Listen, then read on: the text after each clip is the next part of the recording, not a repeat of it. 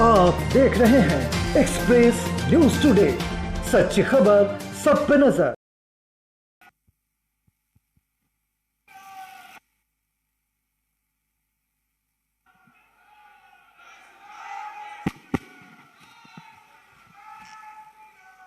मेरे साथ बोलिए, भारत माता की। क्यों भाई, संथाल परगना वालों की आवाज को क्या हो गया है? अरे ऐसी आवाज नहीं चलेगी। मैं बाबा देवधर के स्थान पर आया हूं, ऐसे थोड़ी ना बोलते हैं। अंत तक दाएं बाएं दोनों पंडालों में मेरे साथ हाथ उठाइए, उठाइए दोनों हाथ। 2024 में झारखंड की सभी सीटें कमल भेजे दिल्ली के, इसका संकल्प का मुट्ठी भींचिए और प्रचंड आवाज से बोलिए, भारत माता की, भारत माता की, भारत माता की। मंच पर उपस्थित श्रीमान दीपक प्रकाश जी, प्रदेश अध्यक्ष झारखंड भारतीय जनता पार्टी, विधानसभा में भारतीय जनता पार्टी के नेता और झारखंड के पहले मुख्यमंत्री भाई बाबूलाल मरांडी जी, झारखंड के पूर्व मुख्यमंत्री और राष्ट्रीय उपाध्यक्ष श्री रघुवर दास जी, मोदी जी की मंत्रिपरिषद में मेरी साथी बहन अन्नपूर्णा देवी जी, हमारे भाजपा के प्रभारी जिनके नेतृत्व में यूपी में भारतीय जनता पार्टी 74 सीट जीतकर आई, ऐसे श्री लक्ष्मीकांत वाजपेयी जी, आज जिनके निमंत्रण पर मैं इफ्को नैनो तरल कारखाने का भूमि पूजन करने आया, ऐसे इस क्षेत्र के जागरूक सांसद श्री निशिकांत दुबे जी, श्री सुनील सोरेन जी, हमारे सांसद महोदय, श्री आदित्य साहू जी सांसद महोदय, श्री विनोद शर्मा जी, श्री नारायण दास जिला अध्यक्ष जी, विधायक भी है, हमारे दिलीप सांगण, दिलीप भाई खड़े हुए, दिलीप भाई आगे आइए जरा। इफ्को के चेयरमैन साहब है, जोर से ताली बजाओ भाई। बहुत बड़ा कारखाना आज ये देवधर में लेकर आए हैं हमारे इफ्को के प्रबंध निर्देशक अवस्थी जी, और आज जिनको मिलने के लिए मैं यहां आया हूं, ऐसे समग्र संथाल परगना से आए हुए प्यारे भाइयों बहनों माताओं और मेरे जिगर के टुकड़े जैसे युवा मित्रों, आप सभी को जोहार, नमस्कार। मित्रों, आज देवधर में आया हूं तब सबसे पहले बाबा के चरणों में प्रणाम कर मेरी बात की शुरुआत करना चाहता हूं, क्योंकि इसी के कारण ये धरा पूरे देश और दुनिया में पवित्र स्मरण के साथ जानी जाती है। आज इस भूमि का कंकड़ कंकड़ पूरा देश शंकर मानता है, वो बाबा के चरणों में मैं प्रणाम कर मेरी बात की शुरुआत करना चाहता हूं। मित्रों, आज जब मैं यहां आया हूं तब ये कहना चाहता हूं, ये संथाल परगना की भूमि ऋषि मुनियों की भूमि है, संथाली वीरों के रक्त से संचित आजादी का इतिहास लिखने वाली भूमि है, और ये भूमि बाबा भोलेनाथ की भी भूमि है। मित्रों, इसी धरती पर धरती गोंडा के वीर शहीद चुनाराम महतो, शहीद गोविंद महतो, उनको मैं प्रणाम करता हूं। बाबा तिलका मांझी, सिद्धो कानू, चांद भैरव को भी मैं प्रणाम करता हूं और स्वतंत्रता सेनानी नंद किशोर माझी और जुगल किशोर चौबे को भी प्रणाम कर कर मेरी बात की शुरुआत करना चाहता हूं। मित्रों, आज का दिन भारत के इतिहास में बहुत महत्वपूर्ण दिन है, क्योंकि आज ही के दिन 1922 में उत्तर प्रदेश में चौरी चौरा कांड हुआ था, जिसने अंग्रेजों के पूरे शासन को हिलाकर रख दिया। महात्मा गांधी ने उस दिन निर्णय लिया कि पूरा आजादी का आंदोलन एक भी रक्त की बूंद बहाए बगैर होगा और अंत में अंग्रेजों को जाने के लिए मजबूर होना पड़ा। मित्रों, आज का दिन बहुत महत्वपूर्ण दिन है। आज का दिन बहुत ऐतिहासिक महत्व का दिन है। मित्रों, आज अभी अभी यहीं बगल में ही 30 एकड़ भूमि में देवधर में नैनो यूरिया के तरल यूरिया के संयंत्र के स्थापना का काम हुआ है। मैं बहुत बात करना नहीं चाहता, मगर ढेर सारे किसान हैं, इनको इतना जरूर कहना चाहता हूं कि इफको ने एक बहुत बड़ा काम किया है। विश्व में सबसे पहले तरल नैनो यूरिया किसी ने बनाया तो ये हमारी सहकारिता से चलने वाली संस्था इफको ने बनाया है। और यही भूमि पर एक बड़ा संयंत्र लगेगा जो 6 करोड़ बोतल नैनो तरल यूरिया का उत्पादन करेगा। इसका मतलब 6 करोड़ यूरिया की बैग की खपत कम कर देगा। और ये नैनो यूरिया हमारी भूमि का भी संरक्षण करेगी, किसानों के उत्पादन को 1.5 गुना करेगी और प्रकृति का भी संवर्धन और संरक्षण दोनों करेगी।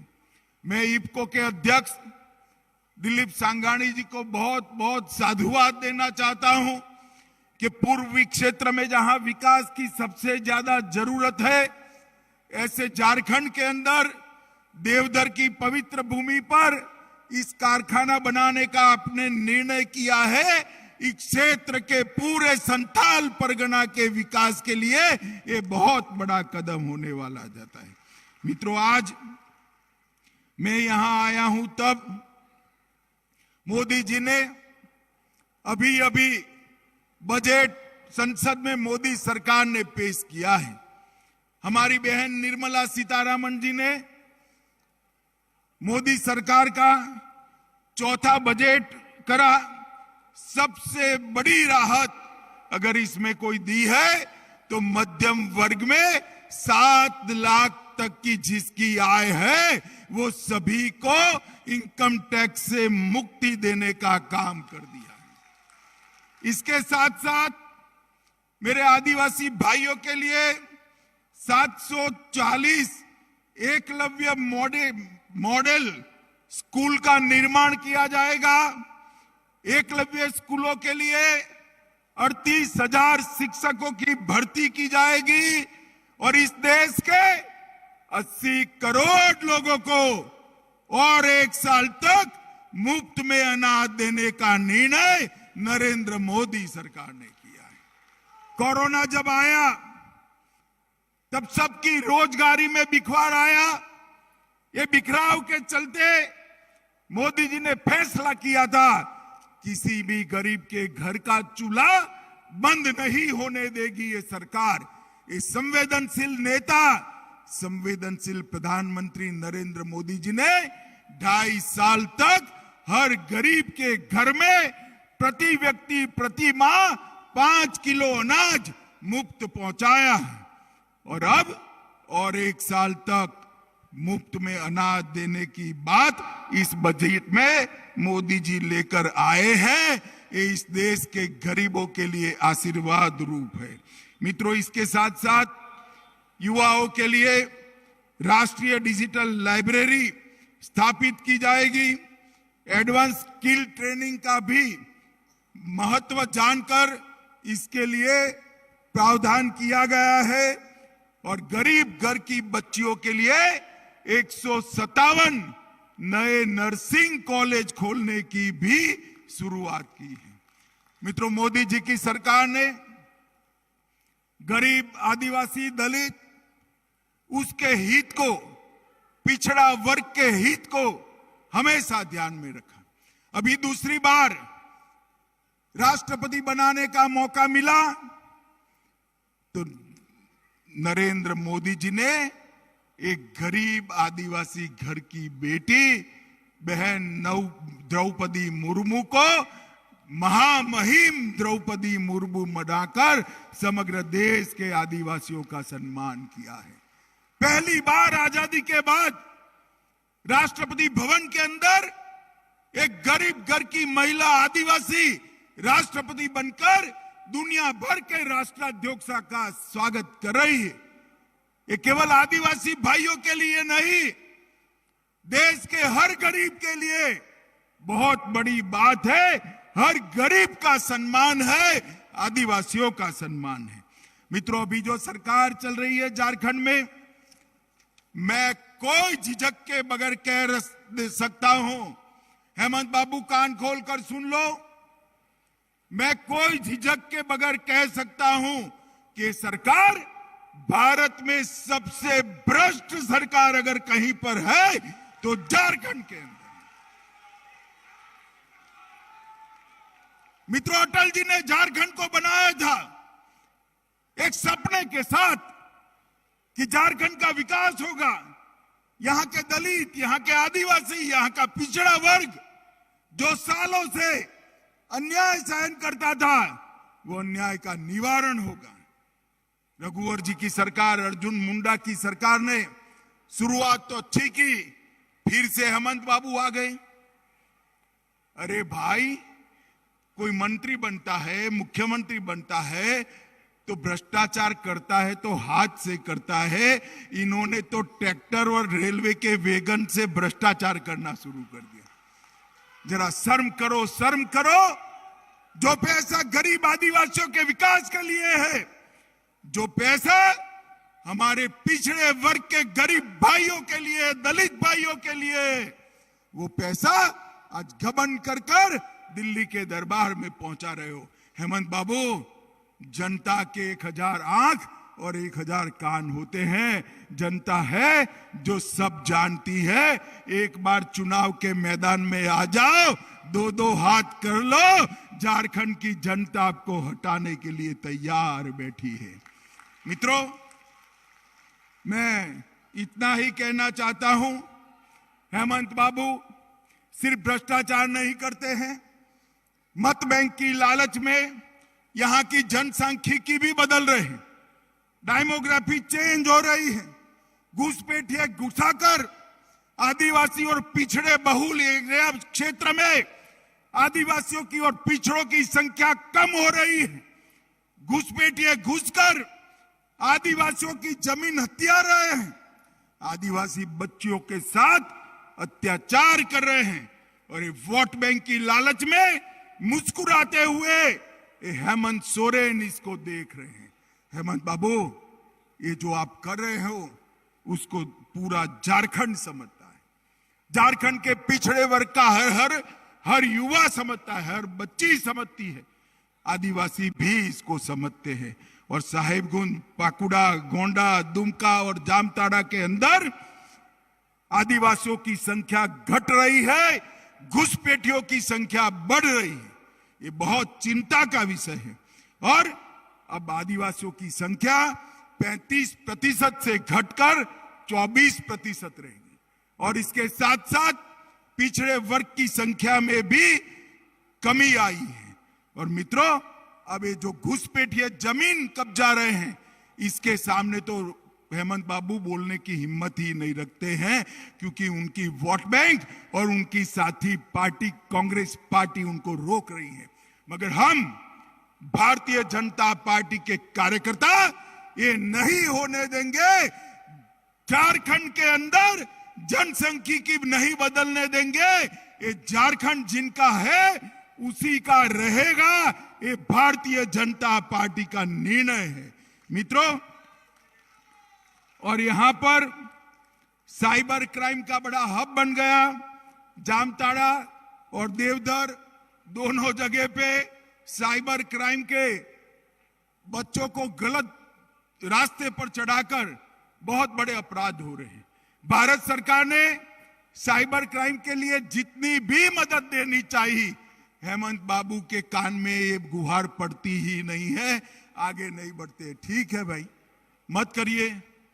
चुनाव आने वाला है 2024 में 14 की 14 सीटें और बाद में विधानसभा में पूर्ण बहुमत की भारतीय जनता पार्टी की सरकार बनने वाली।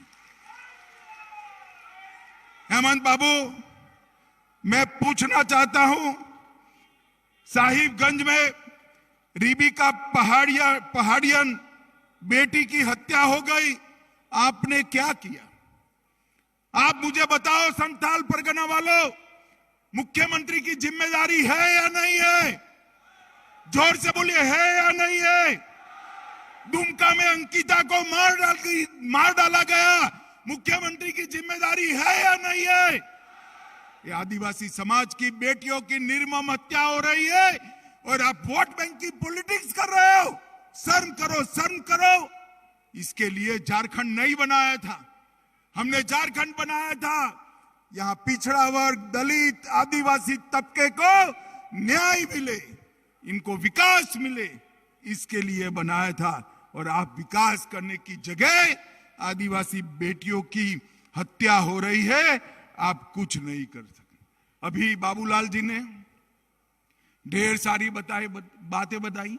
एम्स बन गया, एयरपोर्ट बन गया, बड़े बड़े नेशनल हाईवे बन गए, ये नैनो का कारखाना लग गया, एक किसी ने बिजली का भी कारखाना लगाया है, एक लोहे का भी कारखाना लगा है। भाई आपने तनिक कुछ किया है तो बता दो। मैं तो पूरा लिस्ट बता दिया जो बाबूलाल जी ने बताया। हेमंत बाबू, संथाल परगना में आपने कुछ नहीं किया, लोगों को बेवकूफ बनाने का काम किया।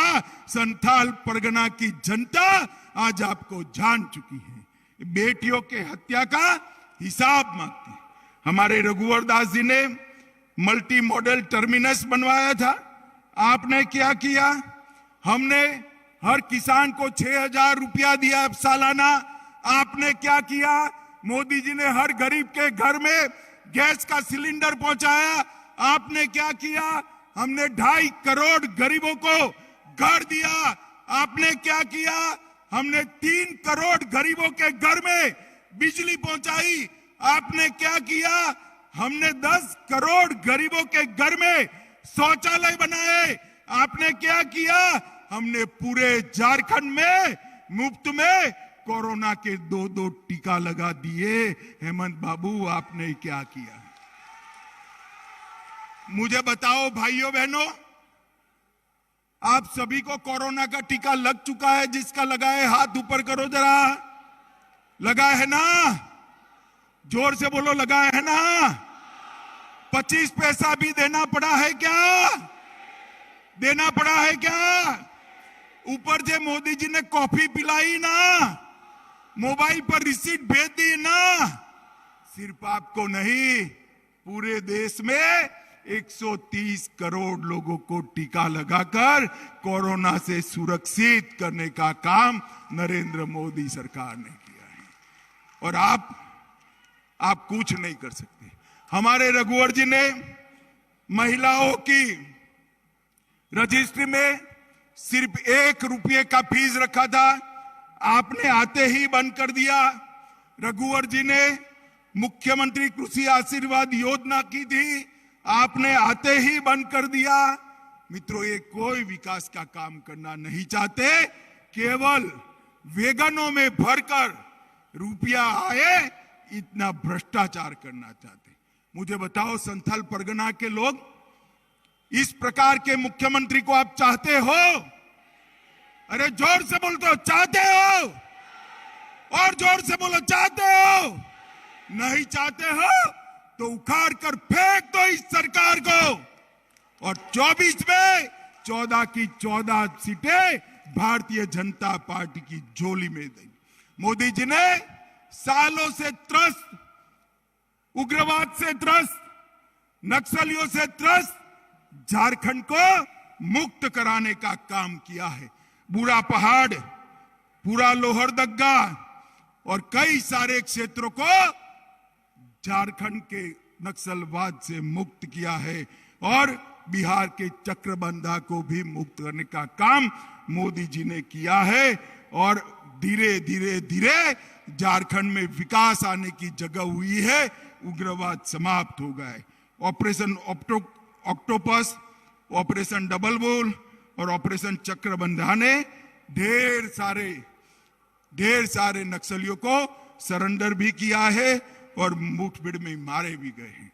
मित्रों, मोदी जी ने डिस्ट्रिक्ट मिनरल फंड के तहत 63,000 करोड़ रुपया आदिवासियों के विकास के लिए भेजा है। भगवान बिरसा मुंडा की जयंती को आदिवासी गौरव दिन के रूप में मनाने की शुरुआत नरेंद्र मोदी जी ने की और ये 63,000 करोड़ रुपया जो भेजा है उसमें से 8,000 करोड़ रुपया मेरे झारखंड के गरीबों के विकास के लिए पहुंचाने का काम नरेंद्र मोदी जी ने किया है। मित्रों, ये अमृतकाल का जो बजट आया है ये अपने आप में गरीबों का बजट है। गरीबों के लिए ढेर सारी सुविधाएं यहां पर लेकर आया हुआ बजट है। एक क्षेत्र में गोंडा में और साहिबगंज में ढेर सारे काम हुए हैं। जुलाई 22 में मोदी जी ने एयरपोर्ट का उद्घाटन किया, एम्स बनकर तैयार हो गया है और इसके साथ साथ नया रेलवे स्टेशन मिला है। लगभग 3,30,000 लोगों को विभिन्न श्रेणियों में पेंशन दी गई है। देवधर रिंग रोड बन चुका है। जीसीडी इंडस्ट्रियल एरिया में सॉफ्टवेयर टेक्नोलॉजी पार्क की स्थापना हुई है और 100 से ज्यादा कंपनियां यहां पर आई है। प्रधानमंत्री जन धन योजना में झारखंड के हर घर में बैंक अकाउंट खुला है। आवास योजना में सिर्फ गोंडा क्षेत्र में 1,44,000 घरों का निर्माण हुआ है। ग्राम सड़क योजना 1280 किलोमीटर सड़क का निर्माण किया है और प्रधानमंत्री उज्ज्वला योजना में सिर्फ संथाल परगना में 7,90,000 माताओं को गैस का सिलेंडर देने का काम ये भारतीय जनता पार्टी की मोदी सरकार ने किया है। माताओं, भाइयों, बहनों, आज मैं यहां आया हूं। हमारी ये राजमहल वाली सीट है, वो गत चुनाव में छूट गई थी। आज मैं राजमहल सीट के सभी मतदाताओं को करबद्ध निवेदन करने आया हूं। गोंडा जैसा विकास राजमहल में भी करना है तो एक कमल खिला दीजिए, मोदी जी को आशीर्वाद दीजिए, यहां पर भी विकास आ जाएगा। मुझे बताइए माताओं, भाइयों, बहनों, 2024 में 14 की 14 सीटें भारतीय जनता पार्टी की झोली में डालेंगे क्या? अरे सुना ही नहीं पड़ता है भैया, डालोगे क्या? 14 कमल खिलाओगे? मोदी जी को फिर से प्रधानमंत्री बनाओगे? पूर्ण बहुमत की भाजपा सरकार बनाओगे? तो मेरे साथ दोनों हाथ उठाइए, संकल्प की विजय के संकल्प की मुट्ठी बींचिए और प्रचंड आवाज से बोलिए, भारत माता की, भारत माता की, भारत माता की, वंदे वंदे वंदे।